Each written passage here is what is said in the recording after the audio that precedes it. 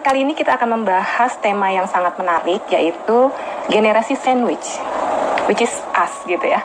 Nah, bagaimana nih tantangan-tantangan yang akan dihadapi generasi sandwich pada saat pandemik ini dan kondisinya saat ini menuju yang normal yang baru atau new normal. Nah, kali ini saya tidak sendirian, saya akan berkolaborasi dengan beberapa wanita-wanita yang hebat-hebat. Di antaranya adalah Mbak Olivia Firdaus, STMM CFP AWP, waduh banyak banget ya. Seorang financial educator di FinEdu dan juga seorang financial educator juga di Indonesia Financial Educator Community atau IFEC. Nah, yang kedua saya akan invite juga nanti seorang founder Investing Mom, namanya Mbak Dian Safitri MM. Nah, dia adalah founder dari Investing Mom dan juga financial educator juga. Kita sama-sama sebagai generasi sandwich gitu ya. Dan kita juga punya passion yang sama, yaitu financial educator. Jadi ini akan sangat seru sekali. Kita belum lebaran nih, minal aidin wal faizin ya. Minal aidin wal faizin. Maaf batin. Iya. Sama-sama. Kesibukannya apa aja sekarang? Kayaknya tambah sibuk aja deh. Tambah sibuk aja ya. Ya lumayan lah. Apalagi banyak ini kan. Sebagai financial educator nih Mbak Alif nih, dan juga kita sama-sama generasi sandwich nih, gimana? Iya.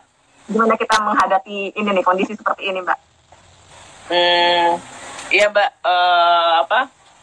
terutama kan untung sih kalau di rumah kan nggak ada yang sandwich di atas saya tuh nggak ada utang gitu untungnya. Jadi masih dapat terutama pas zaman pandemi ini kan ada yang berkurang ya, misalnya keluar atau jalan-jalan, jadi itu lumayan dapat menghemat dan dapat dimasukkan ke dana darurat seperti yang biasa Mbak Erlina suka bilang ya. Kira-kira begitu. Ya. Nah, kan tadi aku sempat nyebut ini Mbak, kita nih sebenarnya punya tantangan yang berat juga nih. Pertama dari sisi komunikasi, mungkin karena kan kita berbeda generasi ya. Generasi yang kita ke generasi anak-anak kita udah berbeda generasi. Terus ke atas juga hubungannya itu beda juga generasinya. Nah, menghadapi tantangan yang seperti ini nih, gimana nih Mbak? Antisipasinya itu untuk menghadapi tantangan kayak gini. Oh, jadi misalnya kayak komunikasinya ya, Mbak Erlina? Ya, mungkin dari sisi komunikasi atau dari sisi pengaturan keuangan juga ada perbedaan pastinya kan? Iya. Ya kan? Nah, gimana?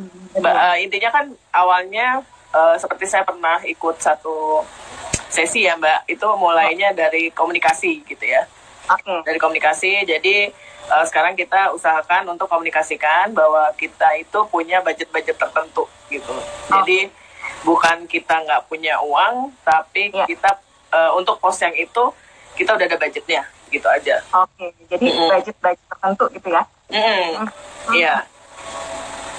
Jadi kita mulai edukasi bahwa semua itu ada budgetnya. Mungkin pas zaman mereka nggak ada budget gitu loh. Jadi kayak ngalir aja gitu ya budgetnya. Ngalir aja terus. Sebenarnya kita lebih punya literasi keuangan lebih baik. Iya, benar. Ada fokusnya masing-masing gitu ya. Nah, kalau ke yang generasi bawah, maksudnya ke anak-anak kan kita juga sambil mengajarkan, justru ini kan ada contoh nyata gitu bahwa kalau kita nggak budgeting nih kejadiannya kayak gini nih gitu. Tapi kalau kita budgeting, kita atur keuangan, semua ada pos-posnya, semua dapat kita tetap lakukan gitu aja. Iya. Mbak Olive, dari tantangan kayak tadi itu ya, terus kemudian pola komunikasi yang berbeda, terus cara menghadapinya, mungkin ada nggak yang paling berat gitu yang Mbak Olive pernah alamin sendiri? Tantangan terberat apa sih yang pernah Anda alami sendiri? Mau share dong ke kita dong. Iya, jadi yang berat banyak ini view-nya. Yang berat itu biasanya kalau misalnya ada hutang. Jadi ada hutang yang perlu, jadi kita yang selesaiin gitu Mbak, karena yang di atas itu udah yang orang tua ya, itu udah nggak punya pendapatan gitu ya, terus masih ada hutang tertinggal. Nah itu yang kita perlu dengan rela hati untuk membereskannya gitu loh. Dan ternyata nggak sampai situ aja.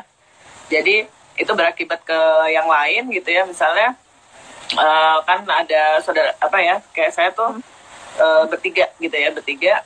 Nah kami tuh ada yang satu juga masih kena hutang. Jadi itu juga akhirnya kita bantu juga gitu loh. Jadi karena dari yang orang tua nggak pernah planning gitu ya, terus penyelesaiannya juga nggak jelas, kita juga akhirnya harus terlibat juga bantuin yang saudara gitu. Itu kan padahal kita udah sebisa mungkin ngelola uang dengan baik gitu ya. Iya, dan ngelola utang gitu maksudnya. Iya, di satu sisi saudara kita juga ada yang terlibat utang, sementara orang tua juga masih mau menanggung utang. Nah, berat jadi banget ya.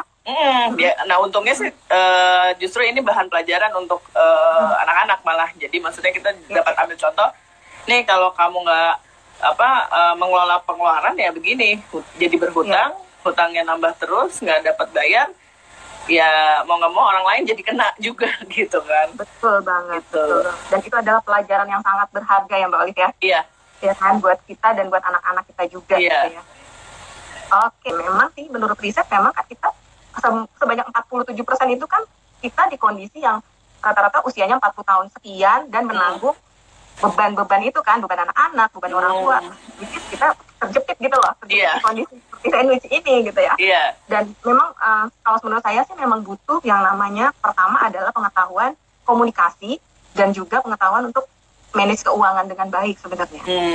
Karena kalau kitanya kuat kan hopefully kan kita bisa membantu yang lain gitu. Gimana kalau kondisinya sendiri kita yang memang udah kewalahan dari sisi keuangan gitu, akan bisa kita membantu yang lain dengan baik kan. Jadi itu kayak di pesawat ya Mbak kali ya. Kalau di pesawat kan di pesawat kalau misalnya betul. kita lagi butuh oksigen, kita dulu yang oksigen baru orang lain gitu kan. Betul. Itu analogi yang sangat-sangat baik. Oke, Mbak Olive, kira-kira Mbak Olive ada yang mau ditanyakan nggak? Kita bisa diskusi aja sih, nggak lama ya. Ya, jadi kalau menurut Mbak Rina nih, kalau tips-tipsnya nih supaya kita tetap dapat atur nih, supaya si yang atas dan kita juga memutus rantainya tuh gimana gitu. Jadi kita juga nggak mau dong anak kita ngalamin hal yang sama gitu kan. Ya, jadi kalau menurut saya sih ya, pertama komunikasi sih, memang komunikasi itu sangat penting. Karena apa? Karena dengan adanya komunikasi kita dapat mempersempit gap yang ada. Gap yang ada. Maksudnya gap antara kita dengan orang tua, which is generasinya kan udah berbeda tuh. Boomers, kita milenial gitu. Terus gap yang ada di antara kita dengan anak-anak. Kan gapnya juga berbeda. Itu pertama, komunikasi penting banget. Gimana caranya? Caranya ya mesti praktis sih, mesti lebih banyak latihan. Karena kalau kita nggak komunikasi, ya aku jadinya gitu loh, nggak ada waktu untuk misalnya ngobrol, nggak ada waktu untuk misalnya kita discuss yang masalah-masalah yang kecil-kecil dulu sampai ke inti permasalahannya gitu. Yang kedua adalah mungkin kita bisa membedakan nih, karena kan kita kondisinya kita di tengah-tengah ya, sementara kita punya moral obligation ke orang tua kan, untuk kita membantu orang tua gitu ya. Terus kemudian kita juga punya kewajiban yang benar-benar obligation benar-benar ke anak-anak kita gitu. Nah, kita itu kalau menurut saya sih baiknya sih kita bisa memilih nih mana yang benar-benar obligation kita yang memang pure obligation dengan yang moral obligation, dan tanggung jawab kita sebagai anak pun tidak menutupi kewajiban kita untuk berbakti sama orang tua kan. Tapi kita ini juga sih lihat juga apakah saudara-saudara kita juga mempunyai kewajiban dan tanggung jawab yang sama. Jadi kan nggak ada salahnya juga kita komunikasi juga ke saudara-saudara kita, dan ya itu kita berbagi lah, paling tidak kita share lah, kita share tanggung jawab lah. Jadi ya sama-sama lah gitu lah. Atau mungkin punya rekening bersama kali ya Mbak untuk khusus bantuin gitu kan. Juga ya. Jadi seperti rekening ini ya, rekening untuk orang tua gitu ya. Yang kita memang sudah persiapkan untuk dia. Dan nanti misalnya bergiliran masukin ke tabungan setiap bulan kah, atau pas lagi ada rezeki kah, yang penting orang tua punya pegangan gitu. Iya benar. Ya kan. Terus kira-kira apa lagi?